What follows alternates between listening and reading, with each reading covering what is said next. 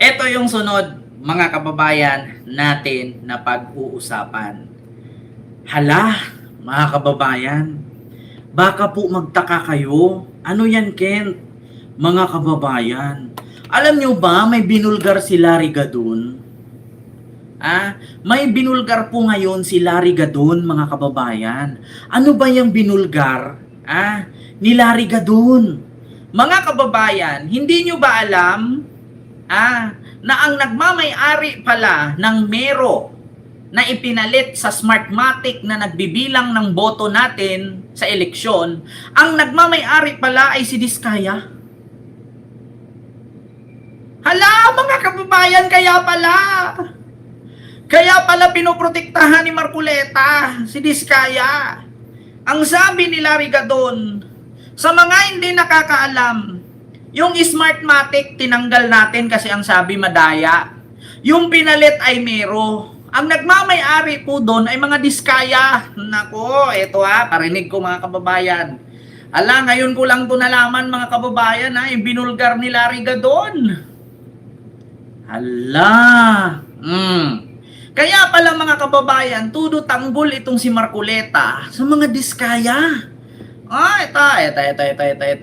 Dito tayo. Inaakusahan si Marcoleta mismo na siya ang nandaya. Hindi ko siya inaakusahan na siya ang may pakana ng pandaraya nitong 2025 election. Pero kasi Mon, ang may-ari ng Mero na ipinalit sa Smartmatic ay si Diskaya. Si Gerard Construction. Hala. Ito nga pinulit out ko doon sa Comelec. Bakit pinayagan niya? Ang sabi sa akin sa Comelec, nag-divest naman sila Kalokohan niya, divest na yan. Kaya pala ito. Sabi niya, Kaya sinasabi ni Ping, baka protector ng Diskaya. Yes, that's right. Inuulit ko hindi ko siya inaakusahan na magdaraya siya. Pero yung Mero, nandaya para sa kanya. Ayan mga kababayan Ma'am Philly Dilutina, hello po, kay Maminda. Nanay Minda. Kita nyo mga kababayan? Yun pala, ang may-ari pala ng Mero. Na ipinalit sa Smartmatic kasi ang sabi ng daya daw, maraming nadaya nung eleksyon dito sa Smartmatic. Smartmagic nga ang tawag ng iba. Ang nagmamay-ari pala mga kababayan ay mga Diskaya. Hindi daw inakusahan ni Larry Gadon si Marcoleta ng daya, pero ang Mero ng daya para kay Marcoleta.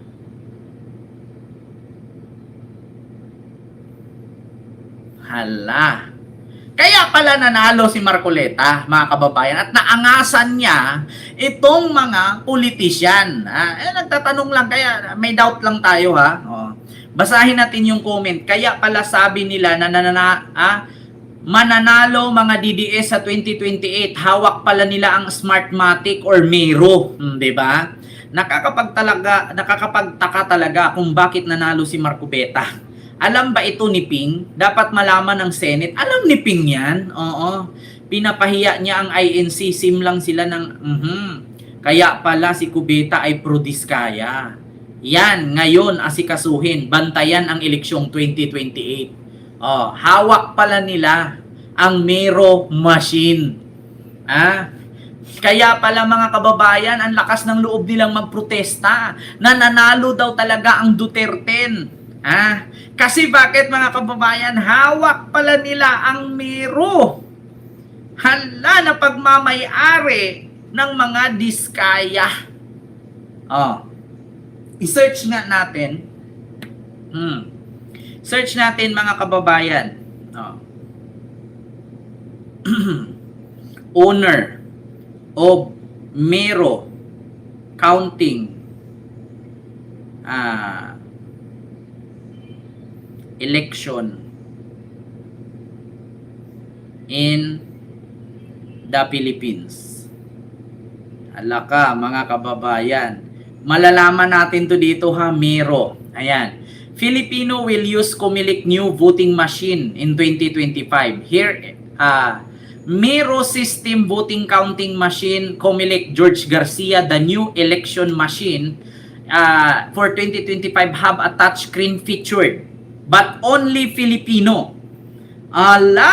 Eto mga kababayan, who is the owner of Miro? Ayan na mga kababayan, counting machine.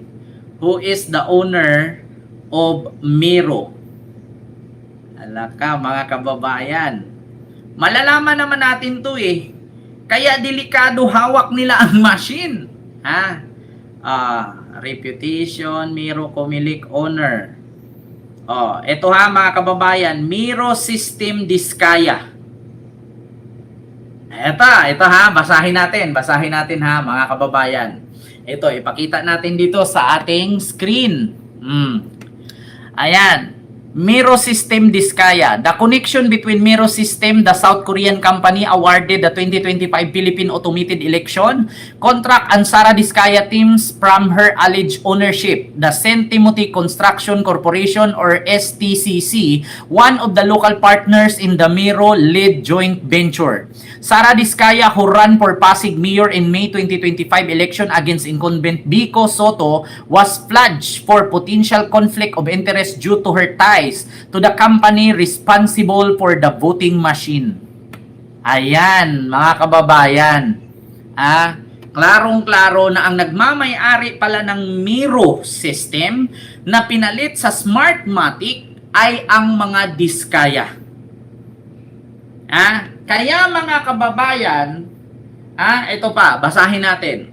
The joint venture, Miro System Lead Joint Venture with 3 local partners, Integrated Computer System or ICS, St. Timothy Construction Corporation, STCC, and Centerpoint Solution Technologies Incorporation, CPSTI, to deliver the 17.9 billion election contract.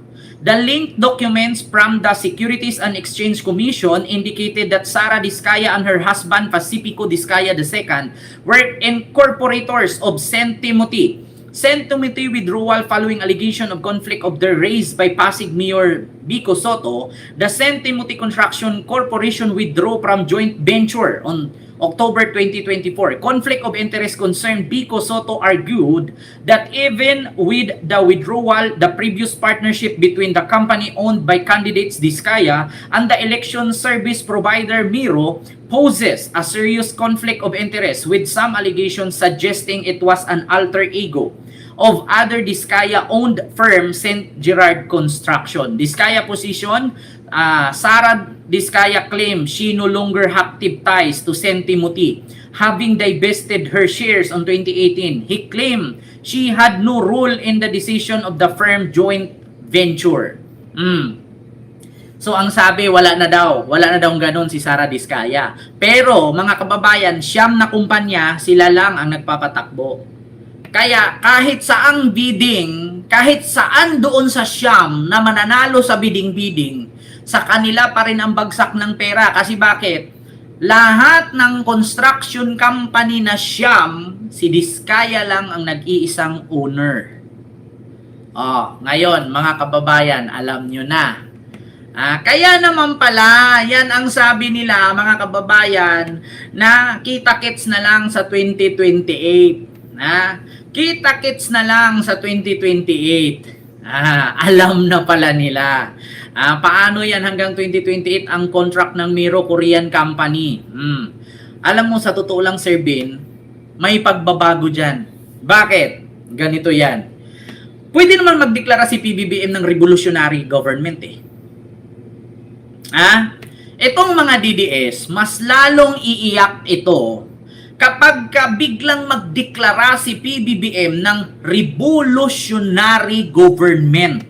Ano bang ibig sabihin ng revolutionary government? Mga kababayan, sa napansin po kasi natin ngayon, sa Supreme Court lahat appointee ni Digong. Sa Ombudsman lahat appointee ni Digong. Sa DOJ lahat appointee ni Digong. Kahit saang distrito, kahit saang ahensya ng gobyerno, may appointee si Digong. So, walang magawa si PBBM kasi manghingi siya ng tulong, walang tutulong sa kanya, lahat traidor. Bakit? Kasi lahat nga appointee ni Digong. So kapag nagdeklara si PBBM ng revolutionary government, papalitan lahat yun. Papalitan lahat. na kay PBBM na yan kung sino ang kanyang ilagay. Ito ang isa sa pinakamasakit na hindi gusto ng mga DDS kapag si PBBM magdeklara ng revolutionary government. Ibig sabihin nun, papalitan lahat, wash out, reset, linis. Na kay BBM na yan kung sino ang kanyang ilalagay. Yan ang hindi gusto ng mga DDS, ang revolutionary government. So sang-ayon ba kayo mga kababayan na si PBBM ay magdeklara ng revolutionary government? Isusulong ang revolutionary government? Sasang-ayon ba kayo? Susuporta ba kayo? Kasi sa ngayon mga kababayan dyan sa Malacanang, I will tell you frankly, 110%, kung bahain ang Malacanang hanggang bubong, 5-10 lang mamamatay dyan. The rest lulutang. Bakit? Lahat dyan plastic. Lahat dyan appointee ni Digong. Ang bukod tanging makakapagpaganda ng ating bansa, revolutionary government sa pamamagitan ng pagdeklara ni BBM. Linisin, palitan, tanggalin lahat. Kasi bakit? Lahat ng ahensya sa gobyerno may tanim si Digong. Ang bukod tanging pagpalinis dyan, revolutionary government. Yun ang isa sa pinakamaganda dyan, mga kababayan. Tanggalin mula sa Supreme Court, palitan. Supreme Court, Ombudsman, DOJ, COA, BIR, COA, BIR, Immigration, Customs, lahat palitan lahat yan mga kababayan. Pati mga konstitusyon, papalitan lahat yan sa pamamagitan ng revolutionary government. Kasi sa totoo lang ngayon mga kababayan, kahit saang ahensya lalapit si PBBM, walang loyal sa kanya. Halos lahat tanim ni Digong. Ang bukod tanging magpapaganda sa Pilipinas, sana maparating ito sa palasyo, yung aking naiisip, revolutionary government, BBM. Sana. Sa bagay, maraming hindi papayag dyan. Unang-una ang magagalit dyan, yung mga kakamping. Kapag kagawin natin ang revolutionary government. Pero kung ako ang kakamping, hindi ako magalit. Bakit? Kasi halos naman sa lahat ng mga ipapalit ni PBBM, puro-puro naman kakamping. Napansin nyo mga kababayan, lahat ng ahensya sa gobyerno, 3 agency po ang meron tayo sa tatlong ahensya po tayo meron. Si PBBM ay part sa pagiging diyan sa gabinete niya, meron. Sa Supreme Court meron. Dito sa tatlo kasing branches ang ating bansa. No, mga kababayan, diyan sa 3 kasi si PBBM isa lang, 2 kasi kalaban niya. Lahat diyan tanim ni Digong. So ngayon mga kababayan, ang bukod tanging magpalinis sa Pilipinas, revolutionary government. Ngayon sa mga nagtatanong, paano mo nasabi, Kent? At nangyari na ba yan? Yes. Ginawa na ni Cory Aquino yan.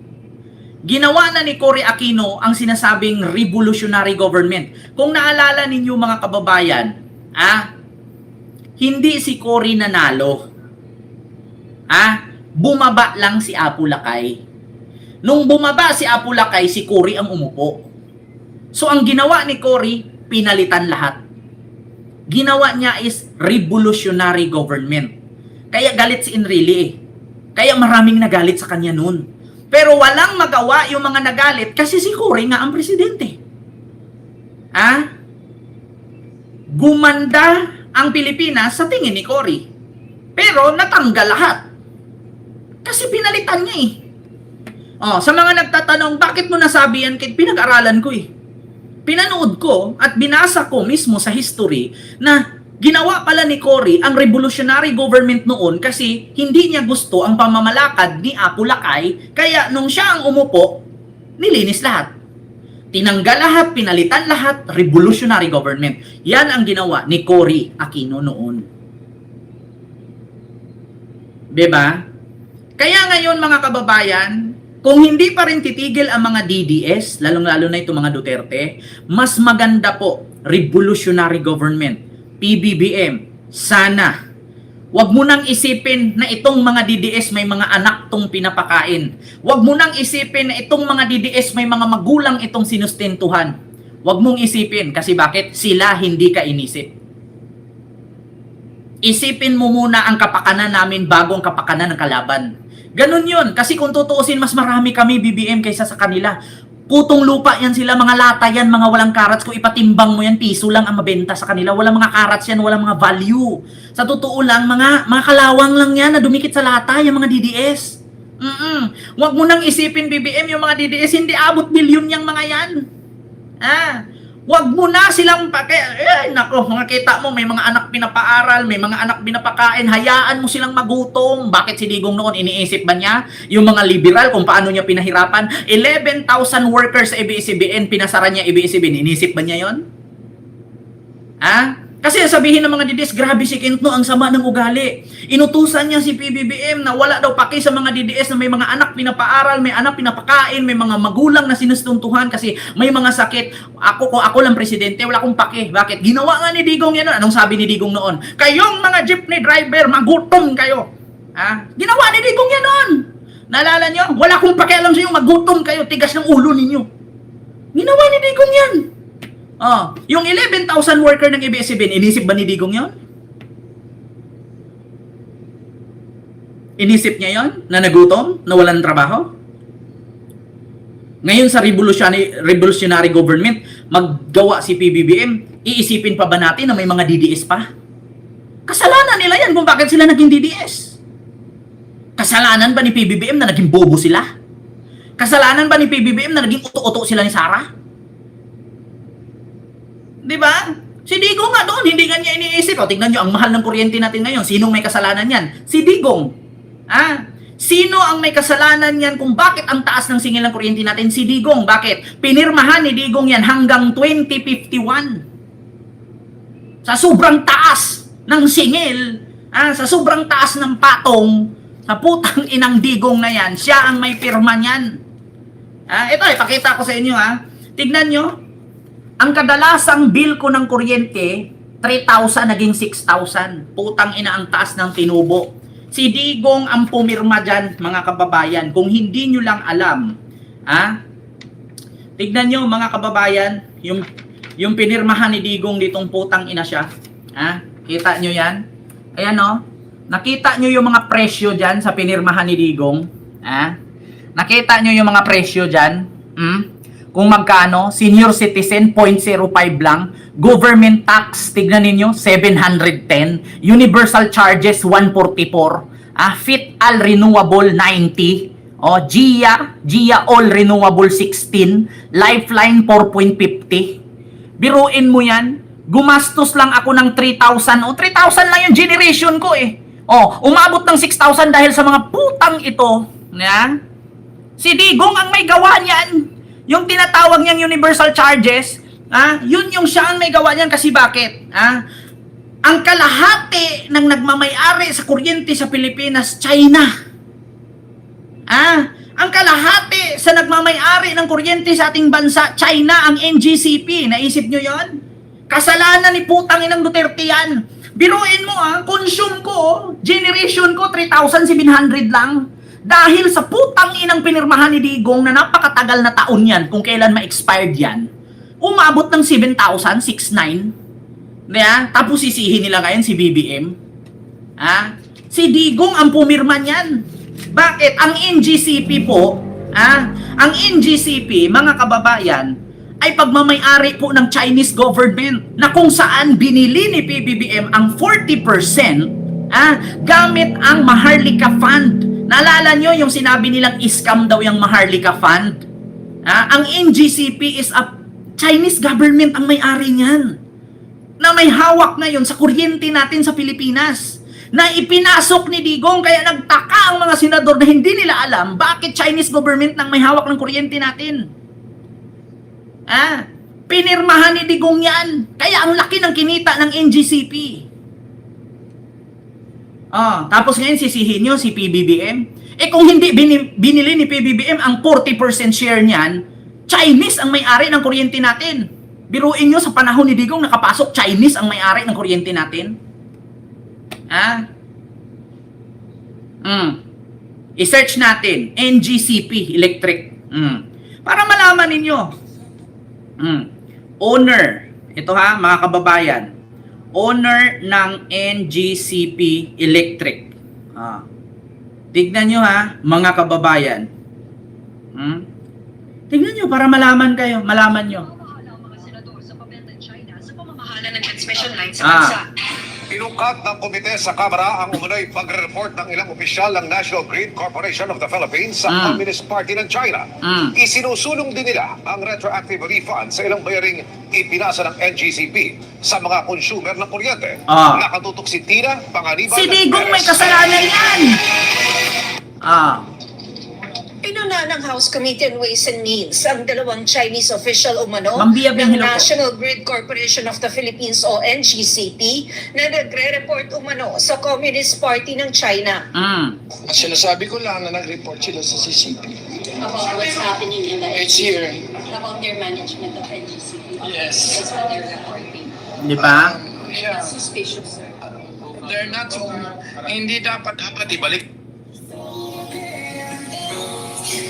Ba't nila ginagawa yun? Inirekomenda ng komite na ipatawag ang NGCP chairperson na isang Chinese national. Inungkat pa ng komite Kita nyo? ang pagmamayari at management ng NGCP. Base sa konstitusyon, hanggang 40% lang dapat ang pag-aari ng mga dayuhan sa kahit anong public utility. Pero sabi ng komite, bukod sa 40% ng NGCP na pag-aari ng State Grid Corporation of China, may ibang porsyento pang hawak umano ang mga dayuhan. Ang Synergy Grid and Development Philippines kasi na may-ari ng 60% ng NGCP, may Kita nyo? 60% na ang pagmamayari ng NGCP na which is Chinese government. Paano nakapasok sa Pilipinas yung putang inang yan? Dahil kay Digong. Yeah? Kaya ang taas ng singil. Pinirmahan ni Digong yan. Di ko alam kung anong years na expired yung pirmahan kontrata nila na yan. Tignan nyo ngayon. Yung 3,000 yung kuryente, naging 6,000. Kung mag-bill ka ng 20,000, magiging 40,000 yan. Kung nag-bill ka ng 50,000, magiging 100K yan. Kalahati ang tinubo. Kasi sinamantala nila kasi ang iraso nila tag-init. Tapos ang sisihin nila si Marcos. Di ba? Kita nyo, yung kuryente ko 3,1 lang, nagiging 6,9. Biruin nyo yan. Kung nag-consume ka ngayon ng 5,000, magiging 10,000 yan. Di ba? Ganon kalaki, mga kababayan, ang itinubo nila. Biruin nyo, yung 14 pesos per kilowatt ko, nagiging 25. Di ba? Kita nyo, yung 3K, 4K na naging 7K. Kita nyo? Kaya ganyan kalaki. Kaya dapat lang talaga mga kababayan, isa lang ang masasabi ko dyan. Kita mo, grabe nga Kent, nung March 5K, mahigit kami, nung April naging 11.3. Di ba? Yan ang isipin ninyo. Sa mga nagsasabi na kasalanan ni BBM ang mahal ng kuryente, tangina. Hindi kay BBM yan, kay Digong yan. Yeah, 'di ba? Ang dami yung nalalaman ngayon. Ang nagmamay-ari po ng NGCP, Chinese government. Ang tanong, bakit nakapasok ang Chinese government sa Pilipinas at nagmamay-ari ng kuryente? Marami pa kayong hindi nalalaman yan, mga kababayan. Alam nyo ba na ura-urada pwedeng i-brown out ng China ang Pilipinas from Luzon, Visayas at Mindanao? Bakit? Sa Luzon, meron sa university or isang paaralan sa Maynila, doon ang boton. Pag pinindot nila, buong Maynila, patay. Sa Visayas, meron din sa isang university. Pag pinindot yung button sa Visayas, yung buong Visayas patay. Sa Mindanao, meron din sa Davao de Oro. Pag pinindot nila ang kuryente, buong Mindanao patay. Kontrolado by China yan. Yeah? So, hindi ninyo alam. I-research ninyo. kung ano at gaano ka-powerful ang NGCP na may hawak na kuryente na ang kanilang opisina nasa San Juan. Yeah? Kasalanan ni Digong yan. Kaya dapat talaga, mga kababayan, alam nyo na. Ha?